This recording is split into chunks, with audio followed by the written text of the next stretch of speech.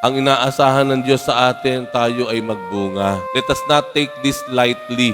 Hindi po ito maliit na bagay. Malaking bagay po ito. Ang lahat ng ating ginagawa, yung ating pagdarasal, pagnonobena, pagluhod, lahat ng ating pagtaas ng kamay sa Diyos, ang lahat pong iyan, huwag nating gamitin na parang tayo ay nagbabribe sa Diyos. Hindi kailangan ng Diyos ng bribe natin. Hindi kanya kailangan noon. Kailangan ng Diyos magbunga sa atin ang lahat ng ating ginagawa. Yung ibinigay, ipinunla, yung binhi na ibinigay sa atin ng Diyos, kailangan ito ay magbunga. Magbunga ng kabutihan, magbunga ng paglilingkod. Ano ang nais nating maging bunga ngayong panahon ng Kwaresma? Ano ang gusto nating magkaroon tayo o magawa natin pagkatapos ng Kwaresma? Sa pagsapit ng dakilang kapistahan ng muling pagkabuhay ng Panginoon o sa pagwawakas ng panahon ng Kwaresma, ano yung nais nating bunga? Ano yung hinihingi ng Diyos sa ating bunga?